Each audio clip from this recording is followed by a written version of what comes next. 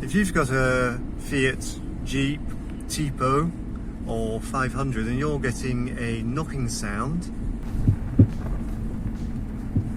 like that going over sleeping policemen, then I'll show you one possible cure for that. So the Droplink is here, and it connects onto the front strut with a 19mm bolt here, and it connects onto this part of the suspension at the bottom. This part's fairly easy to undo. This is a bit of a pain to get to. So 19mm nut. If I show you this one, I changed on the other side, you'll see this whole thing can turn. So you need to be able to actually undo this nut, you need to be able to stop that from turning. And you do that either with a star, well, it's not a socket, a star nut. So what tools have I got? Checked the car up with the usual car jack. I've put a axle stand here, and I've got a second jack that I could have jacked the car up with, but what I'm going to do is use this to lift the strut, because the strut will tend to drop down when I do these nuts, and it will, first of all, it will force the nut up, so I won't be able to undo it fully. It'll be too much pressure on it. And secondly, when I want to put the new Droplink in, I won't be able to line them up. So that's what the second jack is doing there. And apart from that, I've got a 19mm spanner, 19mm open-ended spanner. So I've also got this star socket here to hold the top nut in place while I undo the top bolt in place while I undo the nut, 19mm nut. I won't need that initially. What I need initially is a bit of brute force. So to free it off, I can use a hammer.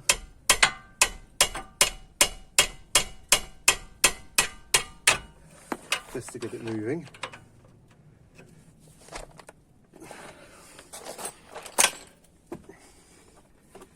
It started turning yet in the middle.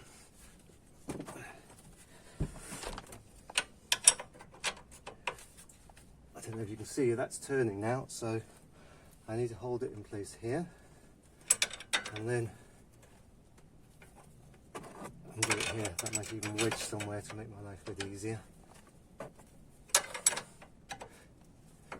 And it's reasonably easy to undo, because I put a lot of free oil on it earlier and I cleaned up these threads. So let's undo that. After you've got this nut, the big nut loosened, you can just leave the spanner here, and you can start just undoing it with a socket like this, which you might find a little bit easier.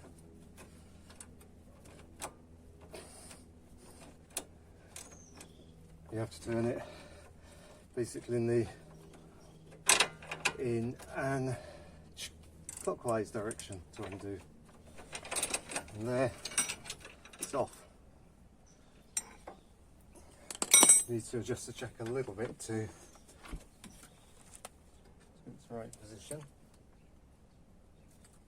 I think I need to jack it more.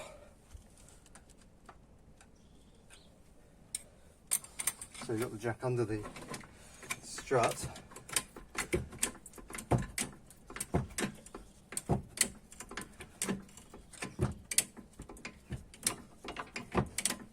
You see, at some point there, these will just come off easily. So let's attack the second nut, which is here, and it's quite hard to get a spanner. I've now done it enough. This is why I have the flat spanner.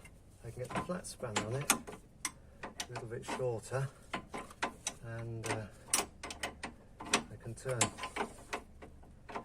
this quarter of a turn, eighth of a turn.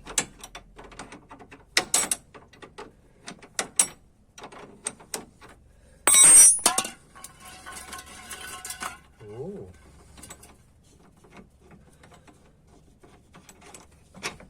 And there we go.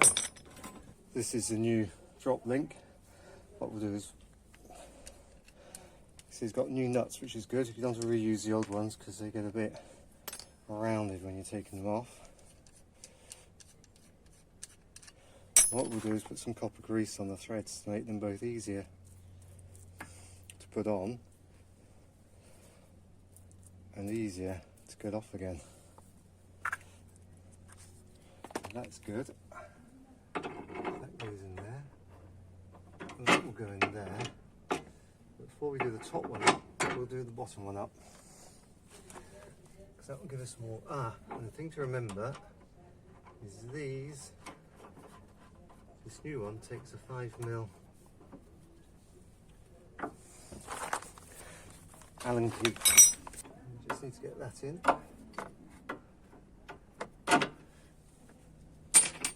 We'll do up the top one.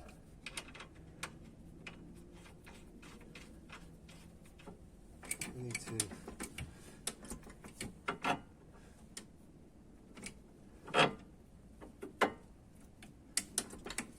just jack a bit further for some reason.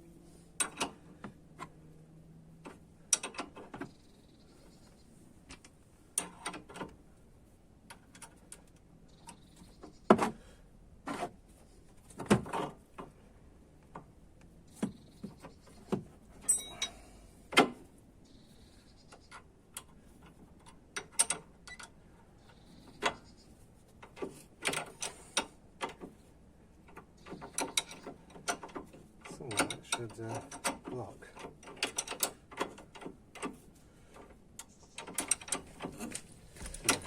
Okay, so what I'm going to do is extend.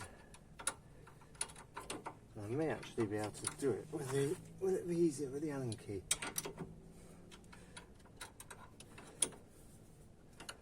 I need to go up there somewhere. Okay. I don't think the Allen key helps, so I'll just do it up. I'll just use a spanner. But with the Allen key blocked, it'll be much easier. So like that. And just to tighten it up, you don't need the Allen key anymore because it works. It is still turning. Well, I'm wrong. So just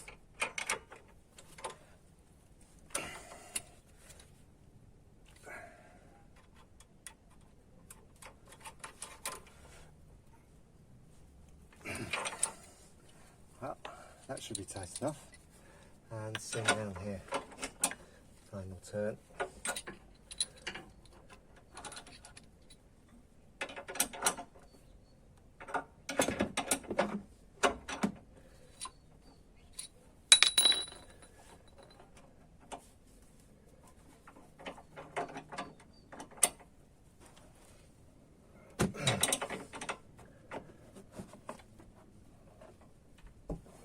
That should be done. So there we go. Droplink replaced. End of terrible rattles.